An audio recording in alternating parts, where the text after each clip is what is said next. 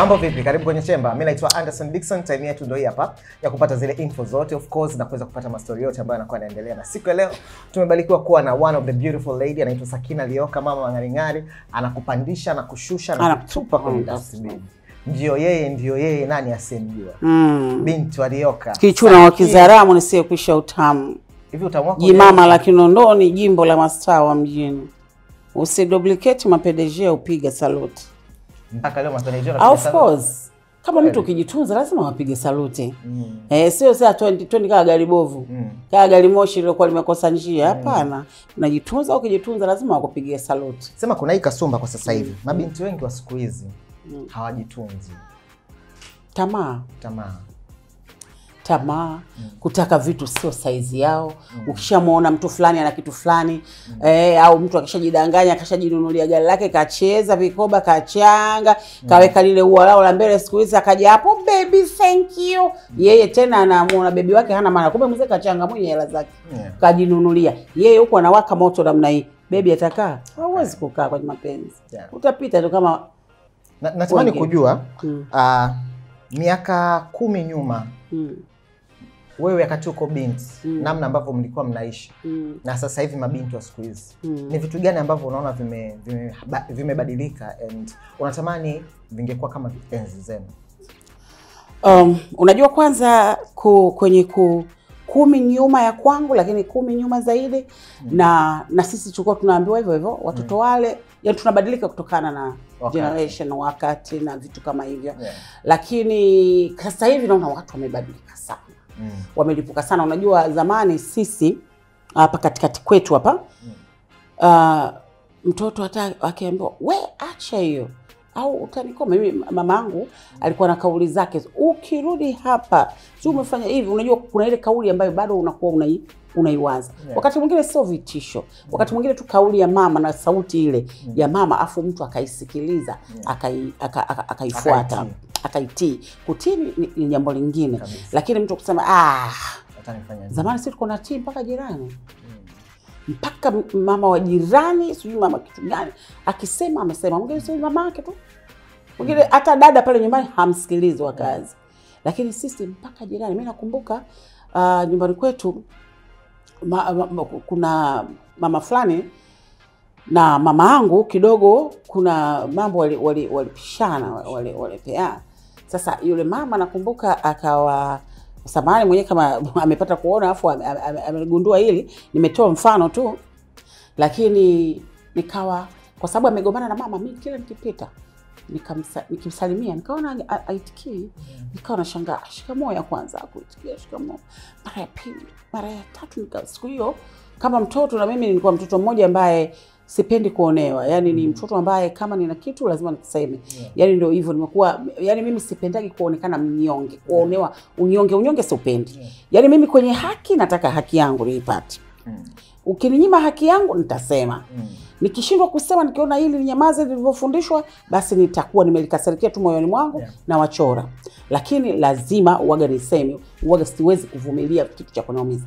Siku hiyo nikajisikia tuko, namwambia mama, na yeye akawa yule mama anapita. Naambia mama, yule mama akawa nyumbani kwake kanisikia nilikuwa naongea kwa sauti. Nikamwambia mama, rafiki yako nimemwamkia mara ya kwanza. Hakuitikia, najua wenyewe wamegombana. Ya pili hakuitikia. Hii ya tatu nitajaribu ya mwisho. Asipoitikia msijimkaniambia ni jeuri. Sitomwamkia tena. Kweli yule mama nilipopita mara ya mwisho nikamjaribu, akaitikia na yeye.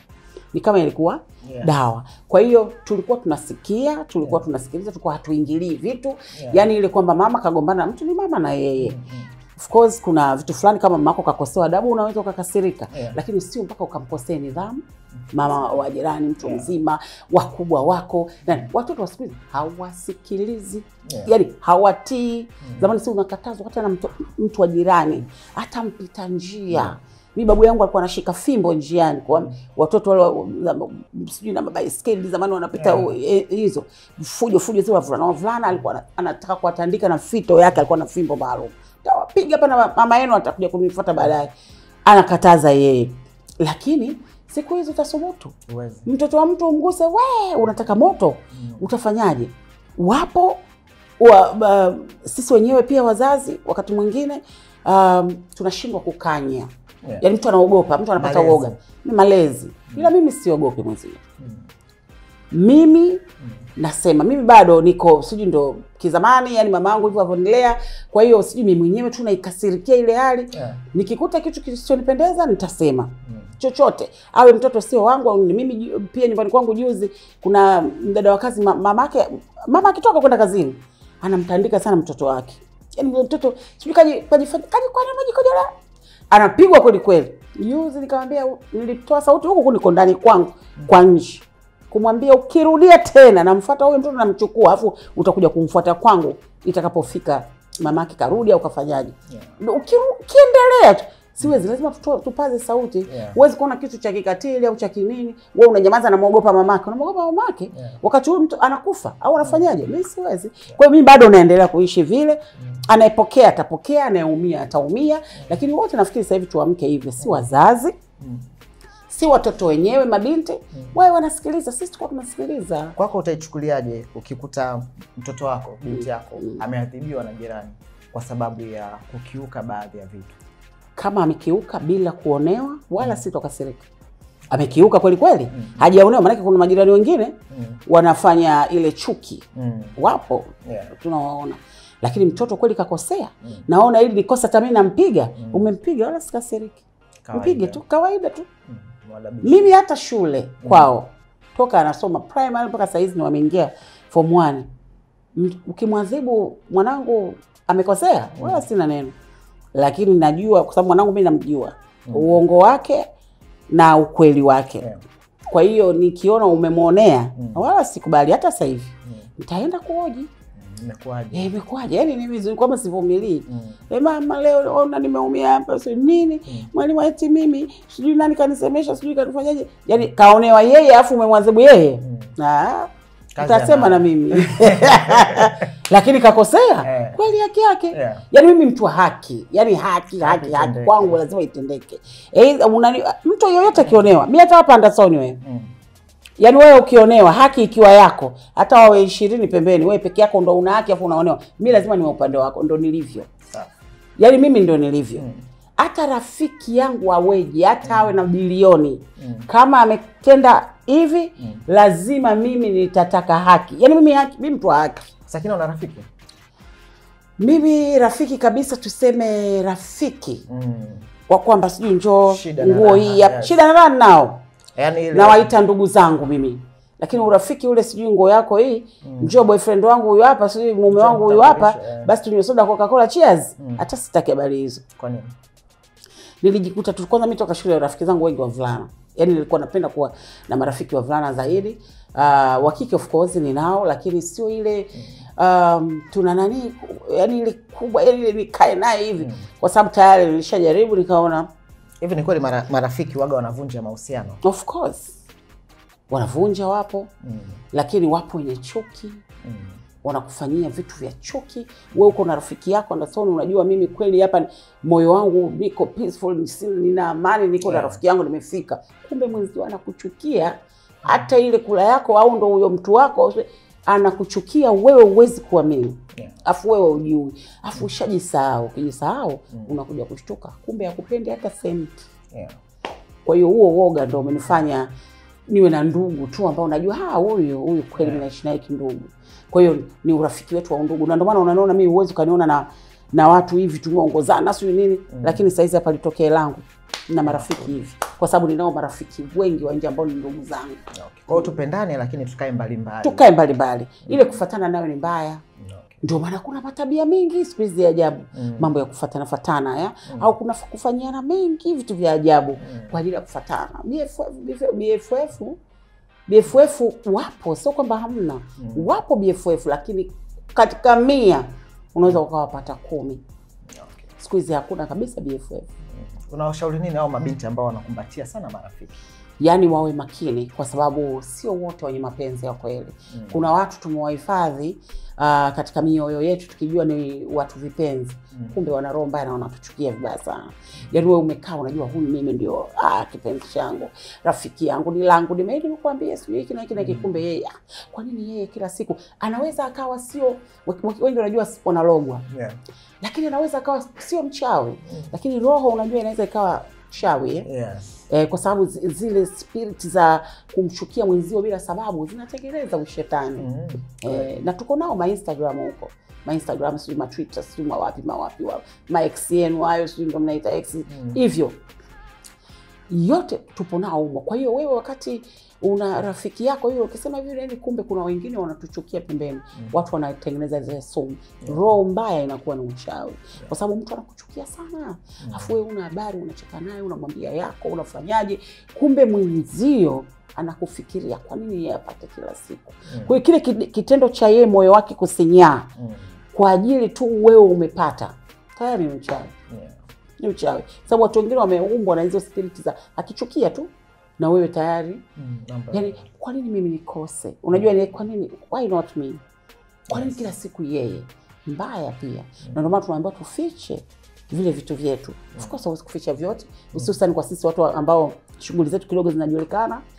Vingine vitajulikana, lakini kuna vitu ambavyo viwe basi vya siri. So kila kitu nimenunua hii hapa kiwanja changu, baada ya wiki 2 ndio nataka nilete matofali, tofali lenyewe mpaka uchange, kibubu kije. Lakini bado unaipigia makelele. Lazima watu wenye roho mbaya wafanye kelele. Haitaki kelele, wacha waone. Yes. Sakina, nataka tuzungumzie kidogo kuhusiana na ndoa za siku hizi. Ndoa za siku hizi zimekuwa na changamoto baadhi yao. Baadhi ya watu wanasema ndoa za siku hizi hazidumu. Tofauti na za nyuma. Siku hizi mwanamke ana mamlaka, mwanaume ana mamlaka. Kila mtu ana umwamba. Ana umwamba. Shida iko wapi? Shida ipo kwa malimbukeni. Umenielewa ninaposema limbukeni? Limbukeni wa nini sasa? Ulimbukeni ni kitu ambacho mtu anakuwa nacho alafu asiweze kukimiliki. Labda umepata. Kwa sababu zamani tulikuwa tunajua wengi walikuwa wanajua maisha shortcut yao ni kwa wanaume tu. Zamani ilikuwa hivyo. Kwamba yule kaokotwa na fulani kamnyanyua kampa maisha yule. Kamstiri yule. Siku hizi na sisi tunastiri. Siku hizi na sisi tunapambana, tunatafuta hela huku na kule tulale. Tena wengine wanatafuta hela mpaka wanasahau watoto wao, nasikitika sana. Yaani mtu anatafuta hela mpaka mwanae asubuhi ajui alilalaje, aliamkaje, alilalaje, atakutana naye Jumapili. Mbaya. Tukumbuke pia na familia zetu. Kwa hiyo tunatafuta hela kiasi cha kwamba zile hela tukizipata wengine ndio ulimbukeni unapoanza. Yaani mwingine akiwa na hela yeye tayari heshima kwa mumewe hamna.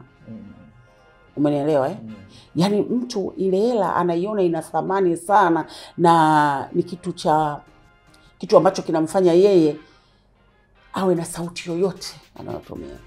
Mimi sikatai kugombana na mwenzi wako. Sikatai gombana na mwenzi wako. Fanyeni mnavyofanya. Lakini stara yenu iwe pale pale. Hata kama wewe umezidi kipato au yeye hana kabisa, mnasaidiana, bado heshima iwe pale pale.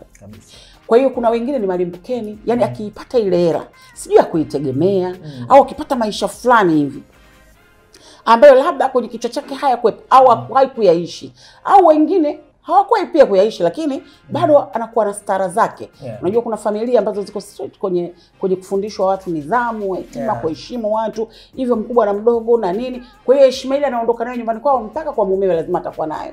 Lakini kama wewe ulikuwa unamkanyaga mumeo nyumbani, familia yenu ya kidogo ajabu samani kwa kutumia neno hili, basi lazima mtoto ataondoka navyo. Wengine uoga wanarisi, wengine kichwa chao tu. Mwingine nyumbani kwao kuko vizuri tu. Familia ilikuwa safi, lakini mwenyewe akili zake za ukilimbukeni. Kwa hiyo akipata kidogo maisha au ndio kwao kidogo kulikuwa na maisha, akarudi nayo kwa mume wake. Sorry. Akija nayo kwa mume wake. Kama mume wake akiwa maisha kidogo ya chini, yeye ndio vile pale na kichwa kinakuwa cha moto. Kikiwa cha moto hamwezi kuishi. Hamwezi wote mkawa na ni kwa sababu tuna mipaka yetu. Mwanamume lazima awe na sauti kwenye nyumba. Okay. Sio akudharau wewe. Wewe na wewe akupe heshima yako. Kwa sababu sisi wanawake tunatakiwa upewe heshima. Lakini mwanamume tayari automatically Mwenyezi Mungu alimfanya kuwa yeye ni baba. Kwa hiyo ili awe baba sio kwa sababu wao ndio wa maana sana, hapana. Yaani unajua mumeo unamtengeneza wewe Anderson. Okay. Unamtengeneza wewe kwa heshima, si ndio aheshimiwe baba. Baba kaja. Watoto wote waogope, wawe na nidhamu. Kwa nini maana yake nini? Maana yake watoto wawe na nidhamu. Kama baba akija watoto wanaogopa, lazima waogope. Sasa ile unaitengeneza wewe, baba yenu huyo, shauri yenu. Yaani at least kuwe na mkubwa. Kuwe na mtu ambaye akija huyo ndo top, akija yeye basi lazima nyumba iwe hivi. Unaweka tu mipaka. Na wewe mama ukija pia una nani zako, lakini unajua akija baba mtakoma zaidi. Lakini mimi hapa na mimi msinichezee. Yes. Kwa hiyo ile heshima bwaga tunatoa sisi wanawake, mume wangu hata kwa rafiki zako. Ndio maana unaona wengine wanafika mbali zaidi, wanajinunulia magari, wanasema I happy, thank you so much. Kumbe ni uongo. Lakini tunatakiwa tuwatengeneze tu waume zetu, tusiwadharaulishe hata kama hawana kipato. Hata kama hawana kipato. Katika kutuwadharaulisha ni ile ambayo unambeba mume wako, inaweza kawa hana hela, umeenda sokoni umenunua wewe, nani hapa tumekuja huko, si unajua baba katuma, hata kama baba hajatuma. Ili bali tu wajengee watoto kwamba baba naye ana participate katika hii shughuli ya heshima yake na kuwepo pale pale. Ndio maana wengine wakizidisha, marafiki waliokuwa wajinga wanaanza kuangalia ndoa ya fulani kanunuliwa na mume wake sana, kampa gari, kampa nini. Kumbe saa nyingine ni uongo. Ni kumtengeneza mume wako. Unapompa mume wako thamani, hata wengine wanamthamini. Lakini wewe unapomuona mume wako ana hotpa, niomba hiyo 10,000 tu hapa kwenye nimenunua mimi mwenyewe, mchele, unga nimenunua mimi, sukari nimenunua mimi, kila kitu nimenunua mimi. Yeye anakuja tu ataleta manani yake hapa na suruali yake. Nani atamheshimu? Rafiki zako wote watamdharau. Ndugu zako wote watamdharau. Okay. Lakini wewe mwenyewe ukimtengenezea huyu ni mume wangu. Mume wangu ndo kaleta chakula hiki sijui na nini na nini. Baba kumbe imeisha. Ngoja nimwambie baba. Hata kama unaitoa wewe mwenyewe, unatengeneza heshima yake. Kwa maana hiyo ni kwamba mahusiano ili mwenza aweze kuwa na heshima yake. Let's say mume awe na heshima yake, lazima mke aitengeneze. Unaitengeneza wewe. Na mke awe na heshima yake, lazima mume aitengeneze. Kwa lazima tutengeneze. Yes. Okay. Wewe nipe heshima yangu, sio mbele za watoto. Wewe mwanamke gani? Ujitambue, ujifanyaje? Yaani mimi kukuoa ni basi tu nimezaa na wewe. Nani ataniheshimu? Watoto watanidharau. Rafiki zako wote wataona kama ulinipa msaada. Hakuna mapenzi. Lakini wewe ukiniweka juu na mimi nikikuweka juu, wewe huna ninakustiri na mimi sina, tunastiriana. Lazima tugombane chumbani. Tugombane wenyewe peke yetu, kweli tuambiane sisi. Lakini haja rafiki yangu ajue kwamba wewe hujanunua mchele miezi 20. Haina haja. Hivi ni sawa ukiwa na changamoto za mahusiano kwenda kumwambia shoga yako? Wakati mwingine ni sawa kwa ajili ya kupona kama zitakuzidi. Na huyo shoga inategemea. Sio shoga, unaweza ukamfuata mtu unayemwamini. Mtu mwenye busara zake, unajua Dasakina yule pale, nikienda kwenye kumwambia mambo yangu atanambia kitu. Mume wangu mwenzio anunui chakula, anunui nini, wananiambia wengi sana wanifuata. Yale anifuata, unamwambia ndugu yangu, usione nyumba tunasificha mengi. Hata mimi simuona kile chakula, kile cha juzi nimenunua mimi. Ila sio saa zote anakuwa nacho. Wakati mwingine anacho analeta mpokee. Wakati mwingine hana pia mstiri. Lakini haiwezekani wewe kila siku apate tu. Yeye amekuwa nani? Wewe mbona unakosa? Kuna mtu anapata kila siku, huyo nani? Na ndio maana grafu inacheza. Saa una furaha, saa una huzuni. Kuna siku tu automatically una hela, una kila kitu, lakini unajisikia hauko sawa. Wewe sina kutokea. Ndio maisha. Hayawezi kuwa sawa. Na wewe mwanamume hauwezi wewe kila siku muone ndo kaleta hiki. Ndio maana tunawaambia watoto wa siku hizi msiige vitu mmeona kwenye mtandao, mtu kapewa gari, kapewa nyumba, wameenda hapa, wameenda mengine, wanasiriana watu kwa sababu ndo tumeumbwa. Lazima umtengeneze mume wako awe mwanamume. Unajua ukimtengeneza akiwa mwanamume, hata wewe mapenzi yanachanua hapa. Kwa sababu wengine wanamheshimu. Mwana mume wako akidharaulika, hata wewe utompenda. Unajua mapenzi yanaanzia hapa kwenye moyo. Nikiona mume wangu anadharaulika, naona yani au kitu kidogo mtu kaenda kusema kwao, yani mume wangu, mimi mama, mimi dada, mimi sisemi ovyo. Sema unaona kwamba haya maisha mimi yamenishinda, huyu mtu anataka kuniua. Sema. Lakini mume wako kakosa hela ya chumvi, hela ya sukari siku 2 ndio uende ukaseme kwenu, mimi nimelala njaa, umelala njaa. Kwa mama yako hajalala unafikiri? Wakati mwingine tulikuwa tunakula sisi, labda kina mama hawali. walikuwa wanavumilia. Kwa hiyo sababu ya kuvunja, sio sababu ya kuvunja ndoa. Au kidogo tu, yani mambo mengine ni yani madogo ambayo mtu unaweza ukaenda mwenyewe ukavumilia, ukahisi haya ni maisha, ndio hivyo. Rafiki zako si mnagombana, baadaye mna nani, unayapa gap yeye kidogo, tayari familia nzima. Haya, niambie, dakika 2 wewe ushamtia mume wako mbaya, kashfa kibao, kakubembeleza usiku, mmeelewana, mnapendana yeye. Unafikiri ndugu watana nini? Ndugu wao hiyo. Wewe si unapata chance ya kuongea naye usiku? Usiku ni mwaka. Mmekaa mbelezana, mume wangu angalia hapo, umefanyaje hivi, umemshika hivi, tayari ugomvi umeisha, mnacheka. Wale waliowajaza sumu, chuki yake inakuwa ya miaka. Sasa wale sasa waliowajaza sumu wale, lazima waendelee kumchukia mume wako. Wewe utaanza kukasirika. Kwa nini mume wangu apendwe? Wewe si ndio umemharibia? Hebu Sakina, kweli kuna wanaume ambao hawachiti wake zao? Wapo, lakini nimecheka ningetaka kucheka kwa nguvu, lakini niko kwenye kamera nacheka kidogo kidogo. Wapo. Ila kuna wengine wapo, unajua. Kuna wengine wapo. Unajua kuna wanaume ambao wamemaliza. Kina sisi hapa. Sijui nimaliza interview. Basi wewe umemaliza.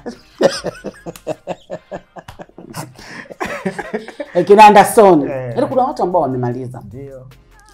Na mtu akimaliza utaenjoy kweli. Mkikutana wote mmemaliza, huyu kamaliza, huyu kamaliza, au huyu tu ni mwema. Hata kama hajamaliza. Hajamaliza lakini ameamua kuwa mke mwema, alafu huyu kamaliza, mnakutana pale. Msikutane wote ndio tena huyu alikuwa huyu kaumia, anataka kupona, wewe bwana basi bwana nishaumizwa sitaki tena. Alafu akapata mtu akaona kapenda, inakuwa mtihani kidogo. Kwa hiyo ukikutana na mwanamume amemaliza, mwenyewe anahitaji tu kuishi na mke wake, utaenjoy, utafurahia sana. Lakini ukikutana na mabomu ya machozi, utalia pia. Ila kwa wanaume kumaliza ni ngumu. Wapo ambao wanaona kwamba basi. Ilishai kukutokea sasa kwa scenario yako kaisi kabisa, huyu ambaye niko naye hana mtu mwingine zaidi yangu? Sana. Alafu ngoja nikwambie. Tena wala sio sasa hivi kwa ukubwa huu. Nikiwa ndio yani ndio mapenzi kweli kweli. Yani tulikuwa tunapendana na huyo mtoto wangu. Tulikuwa tunapendana na huyo baba mtoto wangu, baba watoto wangu. Yani tulikuwa tunapendana kiasi cha kwamba ukija kuniambia ana mtu, naweza nikakupiga nikuue. Wallahi tena. Nilikuwa naamini kabisa hana mtu. Na hiyo mimi ni kasumba yangu, kwa sababu zamani nilikuwa naamini sana wanaume. Sababu ni mtu ambaye sipendi wanaume ile kubadilisha. Yani hivyo. Kwa hiyo wakati nakuwa mimi mwenyewe kwanza pale mtaani kwetu, kuna nilikuwa najua kabisa hawana hata mwanamke.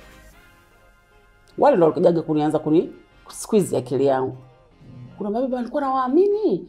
Yaani hizi habari za sio watu wanachiti sio, nilikuwa siwaamini. Hata baba yangu nilikuwa najua hana kabisa. Yaani hana mtu. Amani mzee Lioka. Nilikuwa najua hawana. Mpaka kuna ugomvi mmoja tulioingilia sisi watoto kwa mama yetu, mzee Lioka akatopia hivi, ngoja nikwambieni. Nataka kujua wake zangu wangapi. Baba alitisha. Mabinti ambao wanasema akimfumania mwenza wake yuko na mtu mwingine na mwache. Unawaambiaje? Atawamaliza wote. Akamfinyange wake na udongo wake. Akishamaliza kumfinyanga na udongo wake, akishamuumba akimweka pale huyo sasa anaweza akasema atamwacha. Lakini hawa wengine wanaopumua, hii oksijeni ni Mungu alotupa, Mama Samia hapa Tanzania tunaivuta. Atawabadilisha wote. Yaani no one. Mwanaume aache kwa sababu amesaliti. Hawezi. Utabadilisha wangapi? Wewe malizeni tofauti zenu, ongeeni. Ujue ni kwa nini. Labda wewe bwana, wewe umezidi kununa. Maana kuna wanawake wananuna tayari, mwanamume akalia kidogo kanuna. Unatabasamu, ucheki, ufanye chochote. Mahaba gani anataka hivyo? Mahaba comedy ufanye wewe, bongo flavor ufanye wewe. Kila kitu mfanyie. Aone kila kitu mbetebie. Lakini sio mara umenuna, mara umefanya hivi. Yaani nyumba kama jehanamu, haiwezekani. Labda kwa hiyo muulize, uenda hivyo, uenda hila yake tu. Maana pia yote yapo hayo. Lakini uenda ni kuna kitu labda ulikikosea. Kwa hiyo kama ukikosea fixeni, muendelee. Sakina, watoto ambao wanaingilia ugomvi wa wazazi ndio akina sisi hao. Kina Sakina Lioka. Sasa hivi kumekuwa kuna trend. Nimekuwa nikutana na hizo kesi. Yaani Sakina, wewe umeolewa na baba mwingine na mwanamume mwingine, labda ulikuwa na mtoto huko nyuma. Huyu mtoto kuingia katikati yenu ya mahusiano na yeye kuwa ndo anapawa kuliko baba wake wa kambo, imekuwa ni changamoto? Interview umetumwa nini? Ndio hilo ndo swali maalum lilikuwa linakuja. Hapana, umezungumzia hivyo kunikumbusha. Au kanikukumbusha, yes haya. Na mimi hata watoto wangu nawaambia hakuna kitu kibaya kama kuingilia ugomvi wa wazazi wenu. Na hususan wazazi, mamako alikuwa huyo, so labda wewe umezaliwa huko, huyu baba amekuta stepfather wenu, alafu ugomvi kidogo, wewe ndio umekuwa kinara pale kati, kama vile hujapenda yale mahusiano. Mbaya sana. Mbaya kwa sababu kwanza hujui moyo wa mamako au wa babako kapenda kwa kiasi gani, au ugomvi kweli ndio wa kweli wa kuachana, au ugomvi wa kawaida. Maana kuna ugomvi wa kawaida tu ukisha unapita, vinagombana vikombe, itakuwa mapenzi haya. Watu lazima wagombane. Kwa hiyo watoto ninawaambia mimi, usije ukaingilia. Kwanza mbaya sana. Binadamu siku hizo wanachoki zao. Wewe akishakuona wewe ndo mbaya wake, ndo adui yake, anaweza kufanya chochote. Kwa nini uingilie mahusiano ya watu? Lakini pili, uwezi kujua mahusiano yako, acha moyo useme mapenzi hayana mshauri. Yaani mapenzi hayana mshauri nakwambia. Yaani ukiingilia kwenye mapenzi ukajidai ushauri utapata aibu.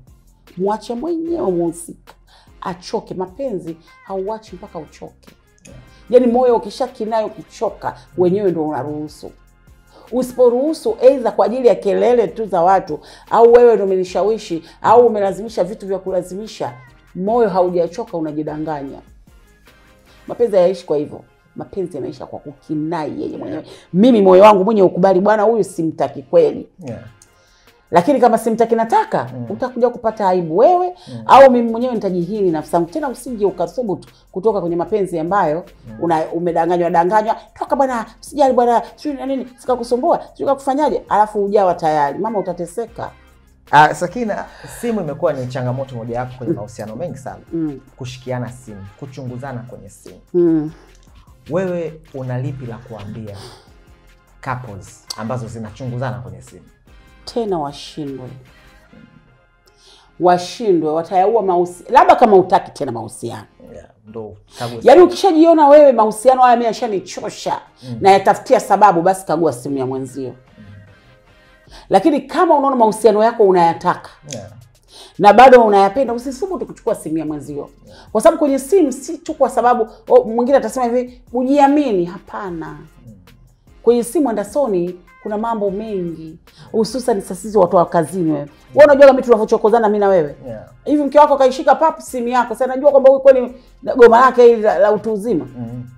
Lakini umeelewa, kuna maskhara tu ya kawaida. Benteni wangu, sio kitu gani wangu, utani. Tunataniana, wakati mwingine utani. Hata yeye ana maisha yake.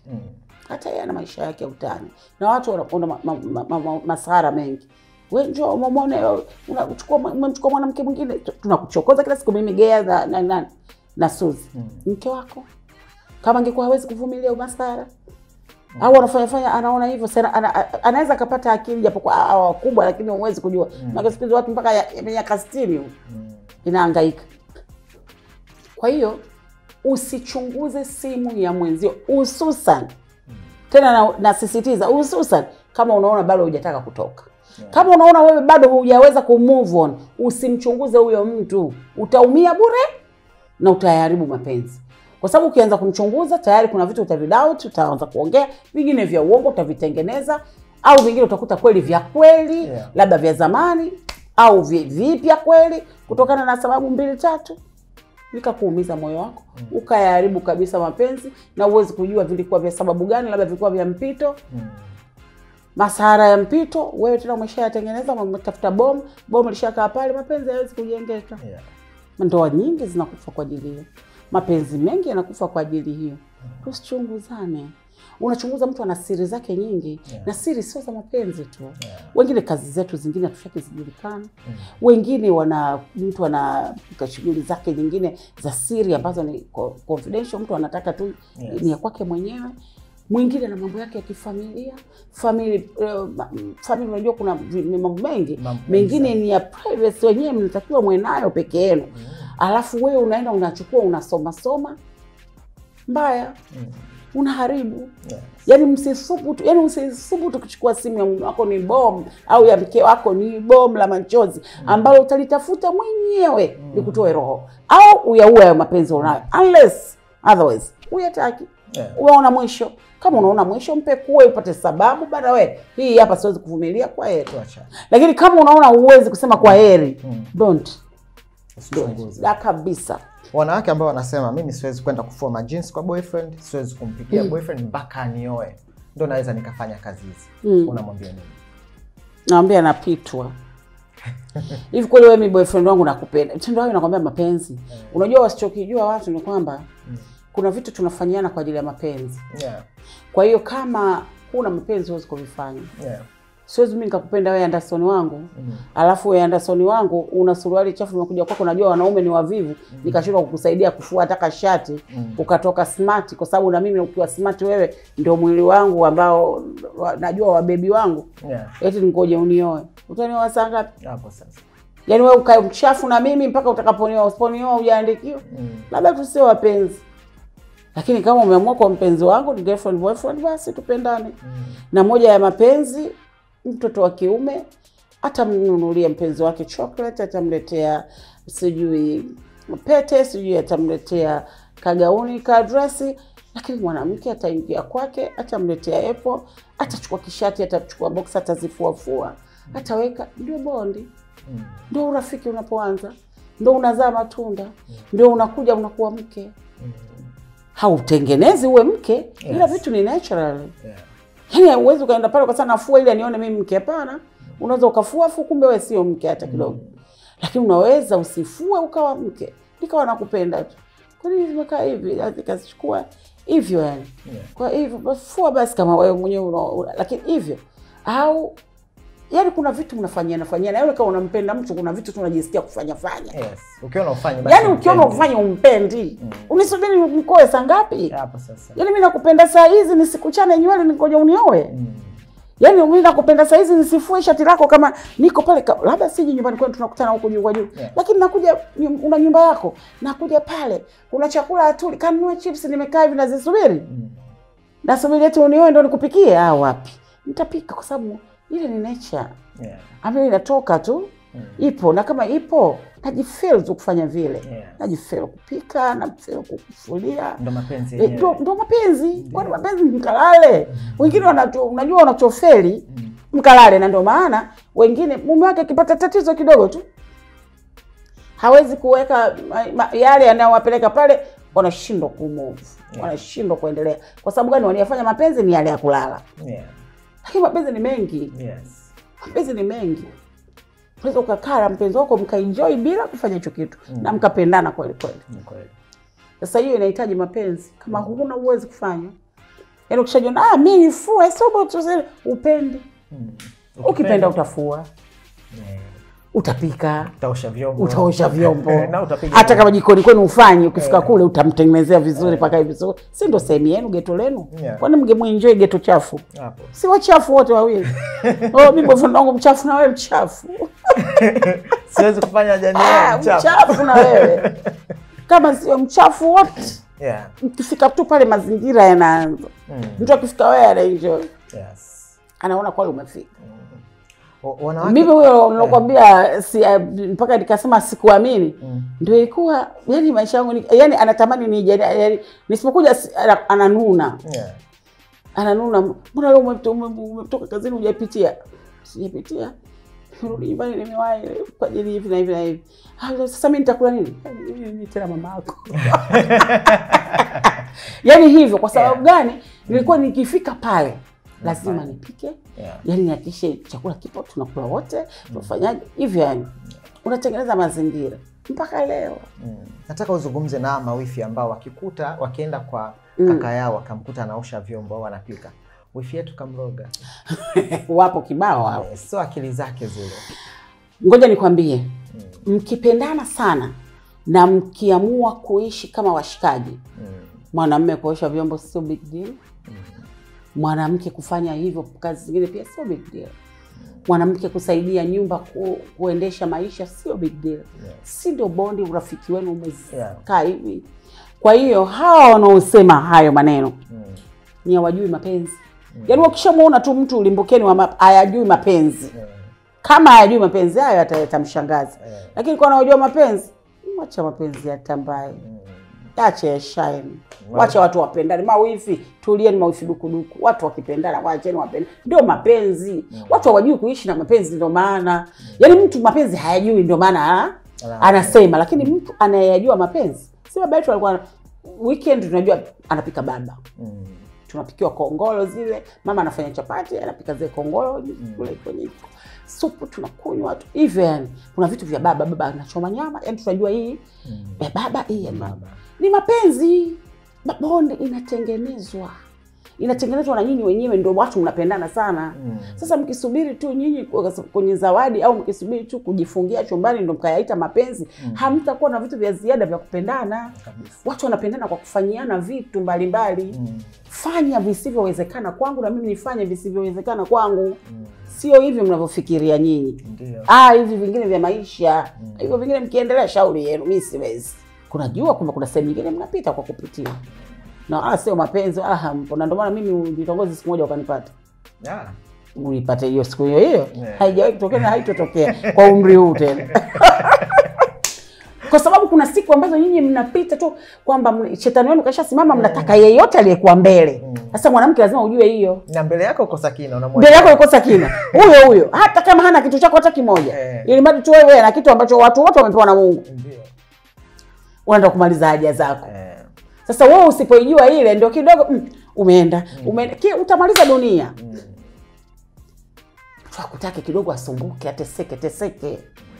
Lakini sio kashaona pale limekaa Ferrari.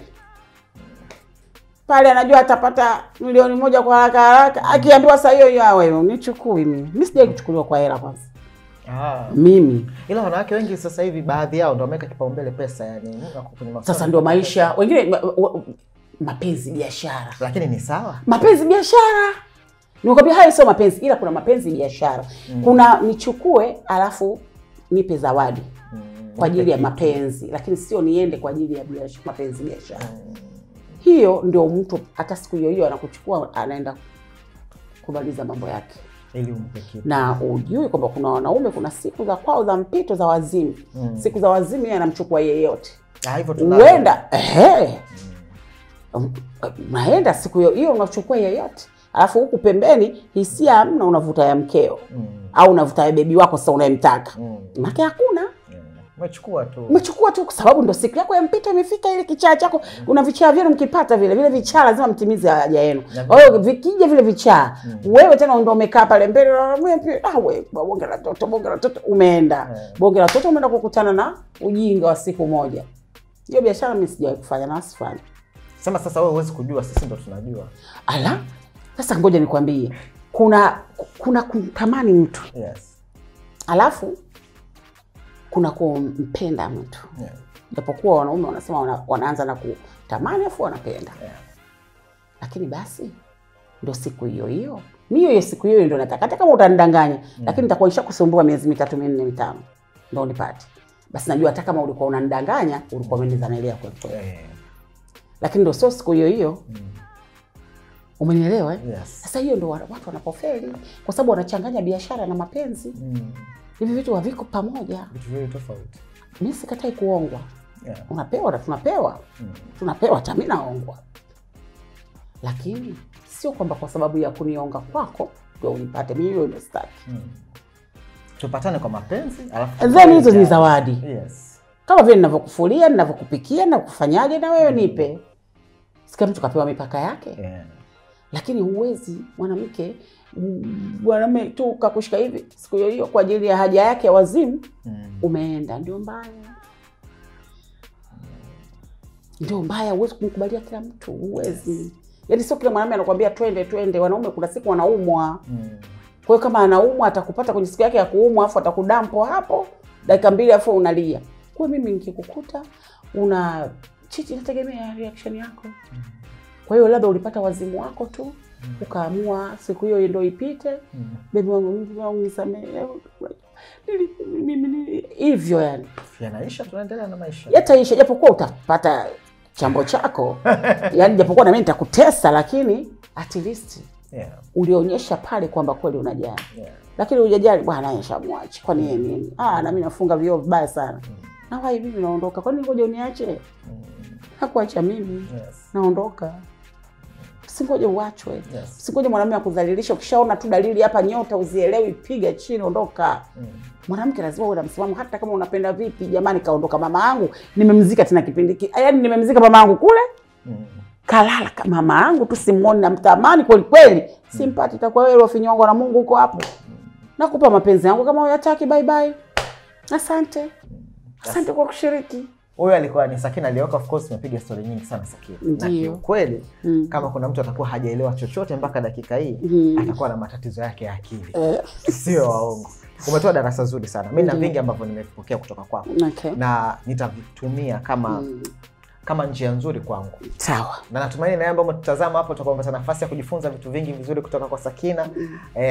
Na lolote lile ambalo linakusumbua kwenye mahusiano, basi hakikisha unamtafuta Sakina kutafutia ushauri. Napika mimi MC, yote nafanya, nafunda, natoa ushauri pia. Na mimi nataka nije unifunde. Njoo. Hivyo wanaume wanafundwa. Wanafundwa Na ndio maana watu wanakosea kwa sababu tunafunda wanawake peke yake, wanaume tunawaacha.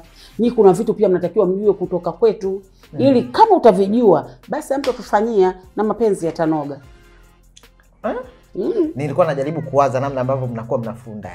Kuna wewe unajua, utajua vitu vingi ambavyo mwanamke anataka, udhaifu ambao utakutana nao kipindi gani. Hivyo yani kuna vitu fulani ABC unatakiwa uzijue kuhusiana na mwanamke ili ukaishi naye. Hujawahi kuishi na mwanamke. Kwa hiyo kama hujawahi kuishi na mwanamke lazima kwanza upate ABC yake ili uweze kujua unaenda kuishi naye vipi.